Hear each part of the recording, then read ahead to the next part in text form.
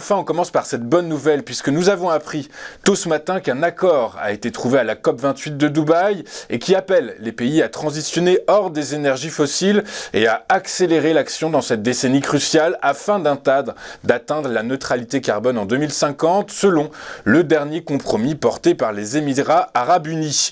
Le document, dont la publication a été attendue toute la nuit, propose pour la première fois dans l'histoire des conférences sur le climat des Nations Unies de mentionner toutes les énergies fossiles dans une décision adoptée par tous les pays en choisissant le terme de transitioning away. Le texte ne parle plus de phase out du pétrole, du gaz et du charbon, un terme devenu depuis des mois la bannière derrière laquelle se rangeaient plus d'une centaine de pays et des milliers d'ONG.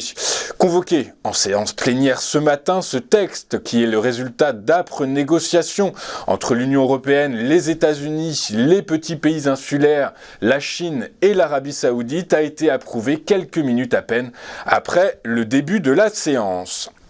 En Chine, à l'issue d'une réunion décisive qui a défini les priorités économiques pour la nouvelle année, les dirigeants se sont engagés à stimuler la demande intérieure, à donner la priorité au développement des secteurs stratégiques et à lutter contre la crise immobilière du pays.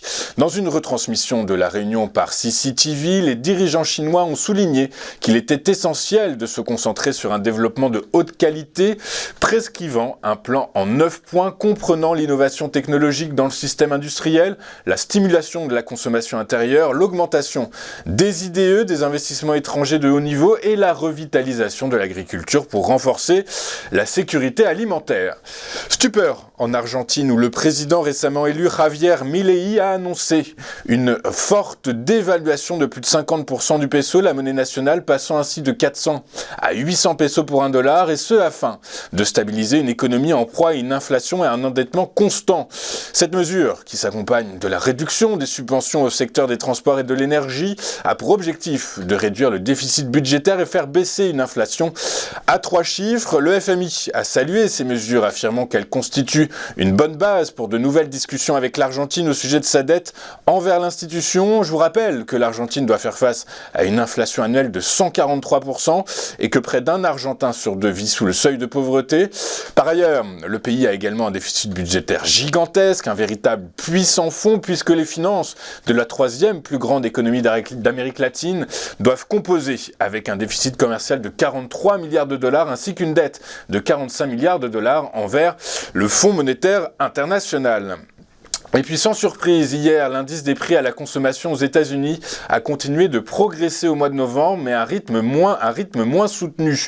Une augmentation conforme aux attentes du consensus, mais qui, à la veille de la décision de politique monétaire de la Réserve fédérale américaine, n'est pas aussi bon que ce que certains auraient pu l'espérer. Dès lors, il n'en faut pas plus pour que quelques économistes revoient leurs anticipations de baisse de taux. Dans le détail, l'indice des prix à la consommation a donc légèrement augmenté de 0,1% en novembre et de 3,1% par rapport à l'année dernière. L'inflation sous-jacente dite core a elle augmenté de 0,3% sur le mois et de 4% sur un an. Globalement, la baisse de 6% des prix de l'essence a été compensée par la hausse de 6,5% du prix des loyers. Quant aux salaires, ils ont augmenté de 0,2% sur le mois et de 0,8% en glissement annuel. Et puis toujours aux États-Unis, la secrétaire au Trésor Janet Yellen a déclaré hier que l'économie américaine était sur la bonne voie pour réussir à contenir l'inflation sans ralentissement économique profond, réalisant ainsi ce qu'on appelle un atterrissage en douceur ou soft landing. Avant de poursuivre notre émission, regardons ce qui s'est passé sur les principales places boursières de la planète hier et en Europe. À la veille de la dernière réunion de l'exercice 2023 de la Fed, les marchés boursiers ont clôturé sans réelle tendance. Tout au plus, les investisseurs ont réagi à la hausse contenue de l'indice des prix à la consommation aux États-Unis. À Paris, le CAC 40 a reculé de 0,11% à 7543 points, et ce après avoir atteint un record historique en séance à 7582 points. À Francfort, le DAX a fait du surplace en cédant symboliquement 0,02% à 16 791 points, tout comme le FTSE qui a reculé lui de 0,03% à 7 542 points. À la bourse de New York, les investisseurs ont été rassurés par les données sur l'inflation qui ne devraient pas inciter la Fed à revoir son calendrier de baisse de taux.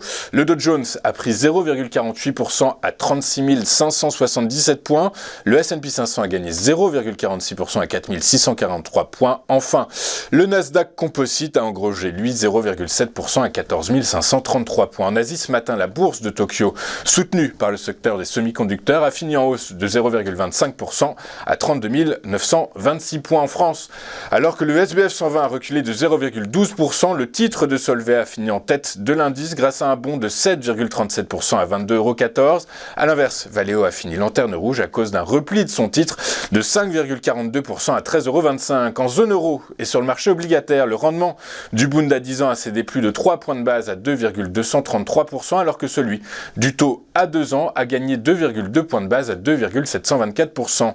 À l'heure de la clôture en Europe, le rendement du trésorier à 10 ans reculait, lui, d'un peu moins de 2 points de base à 4,2217% contre un repli de 1 point de base pour le taux à 2 ans à 4,7182%. Sur le Forex, à la veille de la décision de politique monétaire de la Fed, les cambistes ont joué la carte de la prudence. L'euro a ainsi gagné 0,23% à 1,0786 $. Enfin, les prix du pétrole ont repris leur chute hier, lestés par une production américaine toujours élevée et des inquiétudes autour de la croissance chinoise et particulièrement de l'accélération de la déflation.